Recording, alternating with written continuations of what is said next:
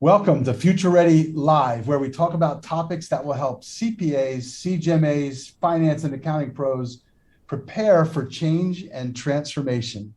Today, we're going to be talking about the future of the public accounting profession. And joining me is Susan Coffey, CPA, CGMA, and she's the CEO for public accounting at the AICPA. She's responsible for helping set strategy for and strengthen the advancement of the global accounting profession. She's leading strategic initiatives to transform the profession and the way it supports clients and businesses. She's a 4-time Most Powerful Women in Accounting award winner and was named to Accounting Today's Most Influential People list last year. Sue, say hello to everybody. Hi, everybody. Hi, Tom. Happy to be here. Sue and I've been looking forward to this, and we've had a couple of comedy of errors trying to get this come together and produced. But I want to talk about this because Sue, this is a relatively new. Congratulations, by the way, on the move up to CEO of the public accounting global profession. And Thank you. yeah, it's really exciting. And I get to work with Sue a lot. I'm kind of on the management accounting side. She's on the public accounting side. And together we do a lot of the same kind of stuff for each constituency. But you've been with the AICPA for the majority of your career. What do you see as the unique challenges or opportunities our profession faces today that we haven't seen in the past? Well, Tom, you're right. I have been around the block quite a bit, and kind of reflecting. I've lived through Enron and WorldCom, working for the association and the AICPA. I've seen ups and downs of services like advisory. I've seen several versions of tax reform and lots of discussions with the IRS. A lot more happening these days. And obviously, over that period of time, a lot of transformation of the profession in many different ways. And, what I see now is the pace of change is as it's never been, and it's exponential. Business complexity is off the charts, as is complexity and volume of regulation. Just as an example, I'm working on an initiative right now, and we were looking at the volume of the Internal Revenue Code, the accounting standards, and the auditing standards between 1980 and now. And there are 3 times as many pages today in the Internal Revenue Code than in 1980. There were 26,000 pages in 1980, and there are 75,000 pages now. There are 4 times as many accounting standards and 5 times as many auditing standards. So there's a lot of complexity and there's a lot of volume. I also look at the interconnectedness of the world, and that's a bit different too. Of course, it always has been interconnected, and what happens in one place always impacts others. But today, supply chains are so interconnected and interdependent. And we see that every day, empty shelves in the grocery store and inability to get, lumber for contract projects and things like that. So that's different. I mentioned regulation, but national regulators talk more than they've ever before among each other. So, for example, right now there's major audit reform going on in the EU and the UK that could very well impact us here in the United States. And they're all talking to each other. And that's different. I didn't see that as much in the past. It just feels a lot different now. And then the last thing I would mention is emerging technology and obviously digital transformation. And Tom, I know you talk a lot about that. And it has been around, but again, the pandemic accelerated everything, particularly the profession's adoption of technology by, I would say, 5 to 10 years. What we thought would be happening in 2025 really happened last year. And I look at that, though, and I see that as super exciting as all of these new solutions are becoming available and we're really able to innovate what we do and provide new services. So that to me is like really exciting and a real opportunity.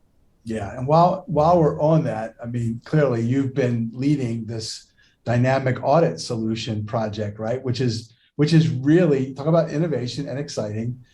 Tell us a little bit about that. Give us some of the backstory on that and where you see that going. Yeah, so the Dynamic Audit Solution, or DAS, as we very fondly call it, is a multi-year project to really transform the audit. It is not about automating what we do today, but looking at how we do the audit differently, really leveraging new and emerging technologies like artificial intelligence and machine learning. And it's interesting, we started down the path of the development of the DAS because we realized that technology really allowed us to think differently, completely differently about how to audit. And it's way better to disrupt ourselves than have somebody do it to us. But firms were also telling us that they wanted a much more integrated solution. The largest firms were doing a lot of innovation on their own. And we thought it was really important for us to make sure that the rest of the profession had that advantage too.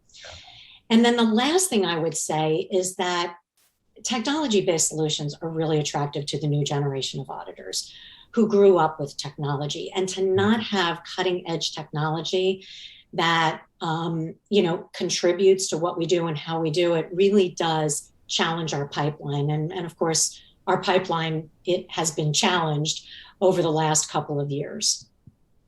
So this point about I love what you just said about that, right? By getting to that level of automation to attract that next generation, it's also, in addition to transforming how we do the audit, which for me, I always love the word transformation versus change, right? Because change is changing what is.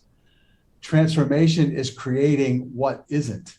And that's what you're saying, right? You're not just paving the old cow paths, you're fundamentally reinventing the audit in this age of technology. Is that right?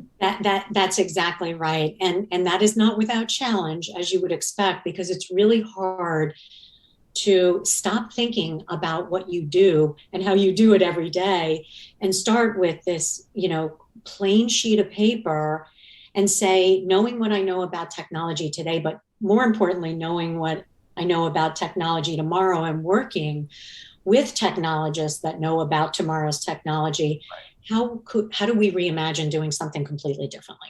Yeah. That's exactly what it's about. And you've created a group, right, of major firms that are helping us do this. Can you just talk a little bit about how that works? Because I think it's literally the customers, our firms who are members are actually helping us to co-create this thing. That's right. There were 36 firms that were really interested in being participants in this process and helping us through it. And what we've done is we've actually contracted talent from many of those firms to actually work on the project and develop the methodology and author the methodology into the technology. And Caseware is our technology partner. And obviously CPA.com, which is our technology and business arm, is intimately involved in this and supporting us on the project.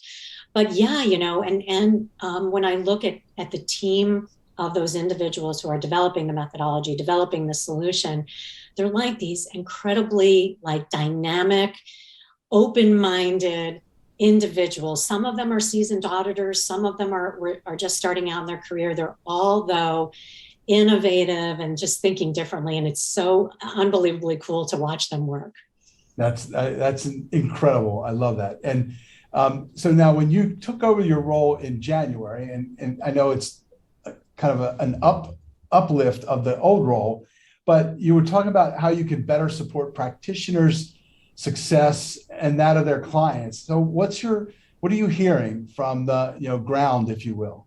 Yeah, so that obviously was one of the things that I wanted to do immediately, and honestly will continue to do as the years go on. Very important to kind of understand what's on the mind of your members. But I would tell you that the number one issue on everybody's mind is talent or people. How do we attract the best and brightest when we're fighting for talent with other professions? How do we retain our existing talent when there are so many opportunities elsewhere? And then you've got some people who are simply walking away. They're retiring or leaving the profession for good. I mean, what do they call that, Tom? The Great Great Resignation. resignation. The Yeah. Great Resignation, right? And we need to fight even harder, with these other learned professions to get the right people into our profession. And it's going to involve, a bunch of stakeholders, really getting together and collaborating on solutions. It's going to involve getting to students earlier, like in high schools. And of course, there's a role for firms there. There's a role for state CPA societies. It's going to involve telling a better and more compelling story about our profession and how great we are and our purpose. I also think we need to look at starting salaries. I think we are woefully behind starting salaries with other professions, and that means we need to think about our business models differently. And I know you talk to a lot of firms about business models, and that's right up your alley. I think we also need to develop strategies to retain talent once they're with us. We need to be much more inclusive, particularly with women and minorities, and really look at how we can advance women and people of color into leadership positions. When you look at kind of the dynamic, women are outpacing men at universities, and people of color are really who we are as a country, and not having these professionals, within our firms and in leadership positions, I think is really a miss. So I would say talent is the number one thing that I hear. Yeah. Another area I hear a lot about is growth and business development. Particularly when you're working in a remote or hybrid environment, how do you really manage relationships and develop new business lines? And I think as an organization, we need to help firms with that.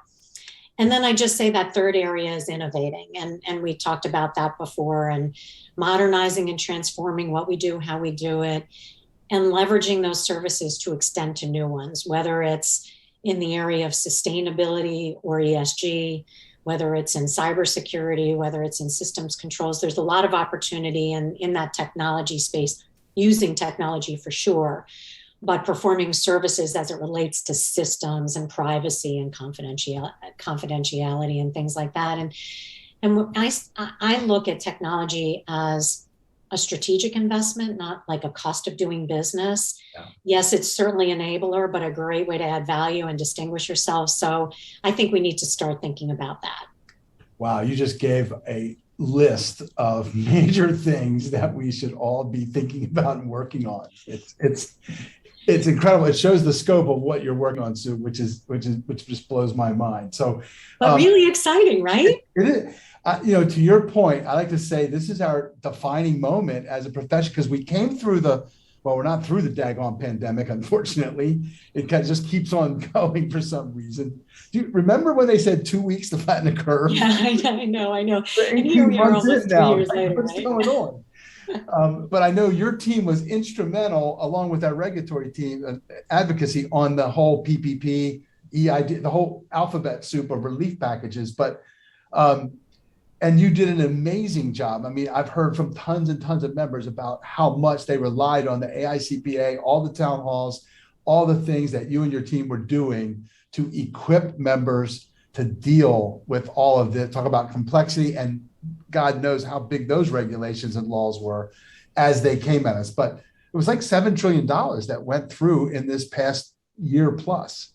Yeah. I mean, I have to give all the credit to others in the association, and really, it does take a village.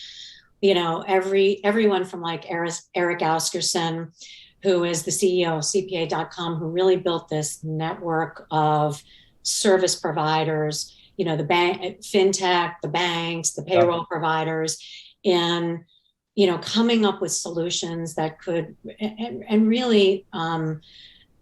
Thoughtlessly, right? That could really help our nation recover. And, a whole bunch of people really getting together and saying, how do we do this? How do we bring our country out of this? To Lisa Simpson, who had this whole team of folks analyzing every time there was something that came out of the SBA or Treasury, slicing and dicing, analyzing, developing, Excel-based tools that were then transformed into, fintech solutions, and advising firms on what to do and how to do it, and in many respects being patient until more guidance came out, and working with the leaders. I mean, I can't remember a time when we had so much connectivity with the Secretary of the Treasury and the leads at the SBA, and we always are connected with the IRS and the IRS commissioner and the IRS commissioner's staff. There was a lot of work that was going on around ERTC and stuff like that. So, and other advocacy that like Mark Peterson and his advocacy team were dealing with. So when I kind of look back and reflect, and it's not over yet, because there's still a lot going on in this area. There's just so much leadership and passion, you know, on behalf of the work that we're doing for the profession, to help the profession really, you know, serve their businesses and serve their clients. And I'm so proud to be a part of this organization and a part of all of that.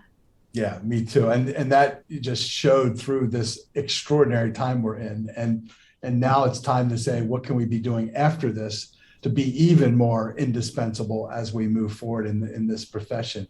Back to pipeline.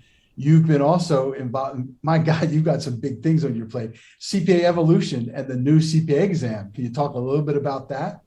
Yeah, sure. So CPA Evolution is about changing the CPA licensure model to better reflect what the marketplace needs in an entry-level CPA. So it's really about entry level. And, you know, what we heard, we started the initiative maybe 3 years ago, and what we heard and the research we were doing basically said that, look, technology is changing what we do and how we do it. The market is expecting us as a profession to keep up, but we were behind the curve.